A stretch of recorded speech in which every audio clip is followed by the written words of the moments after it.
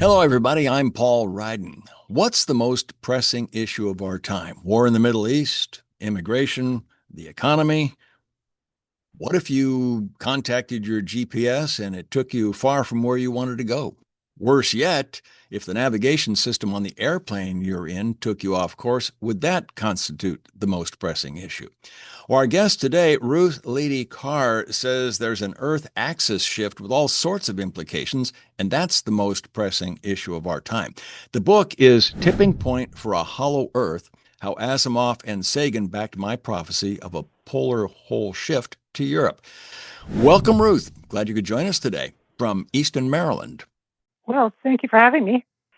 Now, this is pretty amazing stuff you're talking about here. Let's start with the polar hole shift. What is that, and why haven't we heard anything about it? Well, the polar hole is caused by centrifugal force because orbiting matter cannot remain stationary at the axis. And the shell of the hollow Earth is orbiting around its central sun. And why we haven't heard about it, that's a really hard question to answer because I'm not really privy to the reason.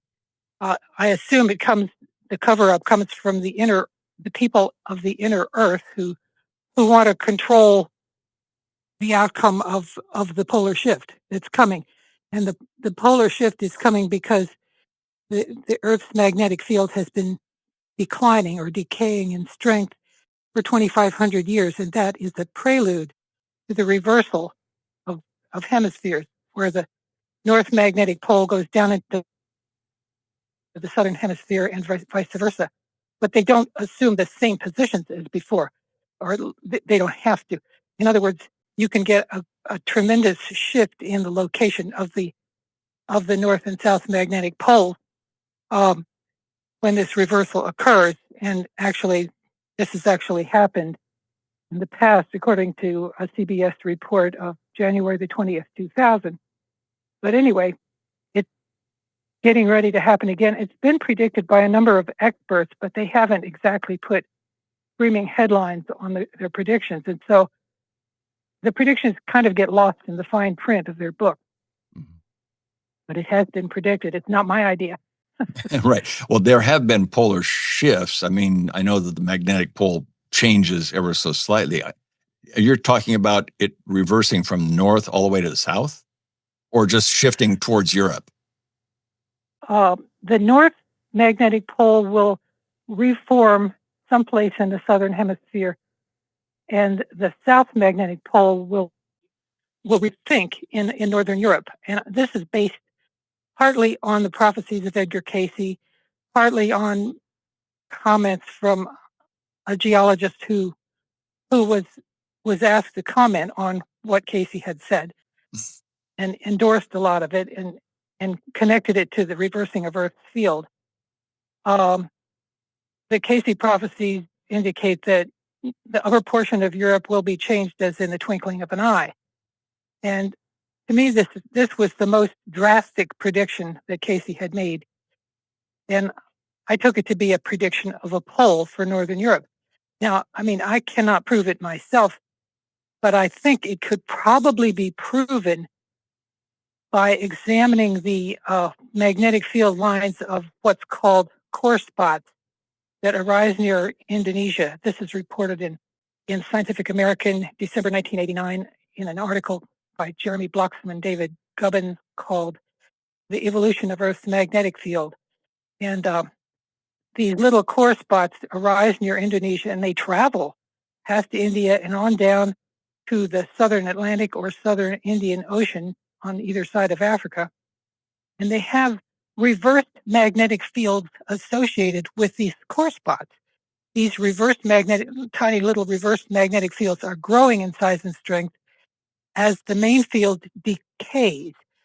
So the prediction from Bloxham and Gubbins is that if another core spot arises near Indonesia again, that this will cause an immediate reversal of Earth's field, which means that the rising or the new magnetic fields that are growing in size and strength will have surpassed the strength of the decaying field that we have today.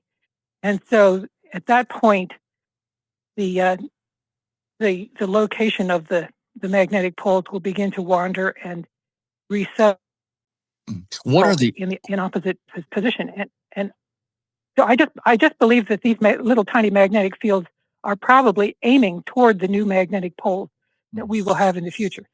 But that's just a guess on my part. It seems to me the only way you could determine where the new magnetic poles were going to be. And the solar wind goes to the magnetic poles, and that's what defines the axis. what are the implications for just everyday people? I mean, what are the implications of a shift like that to us? What does it mean for us? Well, it depends on where you live. If you live in Japan, uh, you can expect, according to Casey anyway, you can expect high water, and the reason for that would have to be the new equatorial bulge. If a new pole were located in northern Europe, then the new equator would be near Japan, which would cause sea level rise because of the new equatorial bulge. And the new equator would also fall near Western California, which would cause, again, the equatorial bulge would cause quite a difference in the sea level, and it would just wipe out a lot of coastal towns. You just wouldn't be able to save them. And I think Hawaii would also be close to the new equatorial bulge. And another place would be South Africa. The new equator, I found this out, the new equator would fall near South Africa, so that area would have high water as well. But it's not just water levels. You would also get a lot of seismic activity from the new equatorial bulge. And so there are a lot of volcanoes out in the western part of the United States. The new equatorial bulge would be very, very likely to set off these volcanoes, some of these volcanoes. And I just pray that the Yellowstone Park supervolcano is not going to be disturbed by this process. It's not very, very close to where that new equator would be, where I think it's going to be. So, but if the Yellowstone Park supervolcano were set off by these adjustments in the equatorial bulge, this would just really blanket a large part of the United States with ash and just kill things. Um, I, I don't know. PBS had a program about it a couple of decades ago and caused a lot of excitement. Are we talking about a very because slow? it's just such a Is this a slow process, or is this something that's going to happen quickly, according to your book? How do you see it coming to fruition? I have no idea. I have no idea how long it would take for the magnetic poles to complete their wandering. According to the book, they say that the magnetic poles will wander erratically as they're in this process of changing from one hemisphere to the other. And so it's possible. I think that the books say that the pole could flip back and forth erratically. In other words, for 1 month you might have the North Pole in the southern hemisphere, and the next month it might flip on back to where it was before. It would be that sudden? It see, I mean, the exact process is not something that I could pin down. I'm just saying that the actual settling of the pole into a new position is not going to be sudden. But once it settles, then there's going to be a lot of upset in the form of high water and in form of seismic activity that's going to be set off by the new equatorial bulge. Um, I just don't know how long it would take between the beginning of that wandering of the poles and the final settling. I'm just not. I don't think anybody knows. It's just you just have to stay tuned. Okay. And about the hollow earth theory that you reference in the title, is that what it sounds like? That the earth is hollow, or wouldn't, I mean, correct me if I'm wrong, but wouldn't the earth collapse under the pressure of gravity and the thickness of its own crust if it were hollow? It would if it were not rotating fast enough. There's a structure in the sky that you can see, called a spheroidal planetary nebula, that is shaped exactly this way. There's a central star, and then there's an orbiting shell of it's gaseous material that is thinner at the equator than at the pole, according to the Encyclopedia Britannica. And as long as the shell were rotating, it's not going to fall inward toward the star. And same with Earth. In order for the Earth not to fall inward collapse inward on the inner star, its velocity of rotation has to be supported, and it is supported by the solar wind. And this can be determined by the fact that rotation rate changes when the solar wind becomes more powerful due to solar storms. Um, the solar the rotation rate gets a boost. That means rotation is being supported.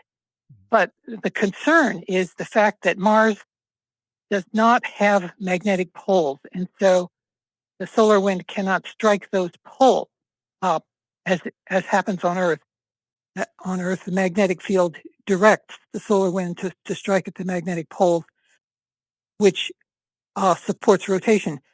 But on Mars, the solar wind just strikes all parts of the planet more or less equally, uh, pretty much equally.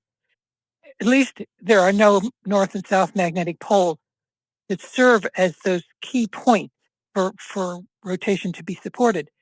And so uh, I believe that Mars is on the way toward collapse, as you described, due to gravity. It used to have magnetic poles by which the solar wind supported its rotation, but then when those poles died away for whatever reason, its rotation from that point on was coasting, and it's going to coast toward a stop at some point, and we really need to worry about that. Not we need to do something about it if we can. What we'd have to do, I think, is we'd have to uh, send spaceships out to try to redirect the planet to go so that it won't fall apart and hit us. Uh, if you know what I mean. Sure. Well, I'm wondering why isn't more attention being paid to that if that's a danger? Um, because this is the hardest question.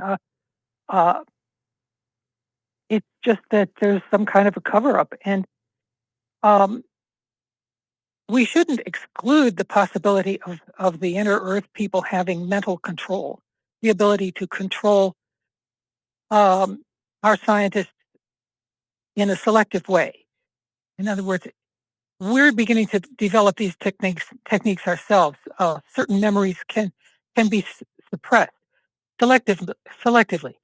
Traumatic memories can be selectively suppressed uh, by a qualified physician. I don't know exactly how it's done, but they're able to home in on specific ideas, specific memories, and suppress those. And I'm just saying that this is a technique that the people of the inner Earth may have developed to a high degree, to the point where they can selectively keep scientists from speaking about certain topics. And it's just beyond our comprehension because we have not developed that yet. But I'm just saying, I think they have that ability. So you're saying that there they are have, people inside the Earth who are controlling that? yes, A race yes. of people? There's a couple of reports from explorers indicating that there are people in there living. It's not anything that can't say there are dozens and dozens of people who've reported this, but there was a report on February 25th, 1992 in Sun, where an explorer by the name of Edmund Bork claimed that he and his team had gone into the interior, and that there was a race peace-loving people in there who want nothing to do with us, and that he described the techniques by which they create the illusion of solid ice at the poles, whereas there really is a hole. Okay. So, uh, uh, but and then he cited other examples. He said there was someone named William Shavers who went in Navy pilot named William Shavers who went into the interior and came back out and made a report. I mean, I never heard of it before reading about, what Bork said. But there are a couple other reports of this nature. And then there are other explorers who didn't actually go in, but they saw the dull red mock sun, what they call it, or mirage of the sun, at a time of year when there was supposed to be total darkness at the pole. So, or at the North Pole. So if you're at the North Pole and you're expecting 3 more weeks of darkness and you see this dull red sun in the sky, it doesn't look like the sun that you were expecting to see 3 weeks later. So that's the kind of, you have a couple of sightings of that nature where the explorer saw the sun and then came back home and didn't actually go in and meet any people. And then you have other reports where the explorers found warm water, wildlife, pollen, um, warm temperatures, other indications that there's going to be a habitable land in the interior. But they never actually saw that land. They just came to the changes in climate that you would expect if you were getting ready to encounter a habitable territory. Okay. So Well, we're almost out of time, and there's so much more to talk about. I'd love to talk to you again sometime. What do you hope readers get from this book? I hope they understand that there can be secrecy in our time, even about something big like this, because the people who are in the interior don't want it known, and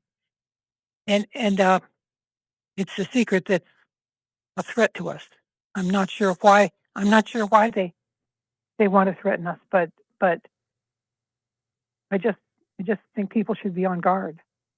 All right. The book is Tipping Point for a Hollow Earth, How Asimov and Sagan Backed My Prophecy of a Polar Hole Shift to Europe, and it's available on Amazon. Thanks for joining us today, Ruth. Really enjoyed talking with you. And thank you, folks, for spending a few minutes with us on the Global Book Network. I'm Paul Ryden. We'll see you next time.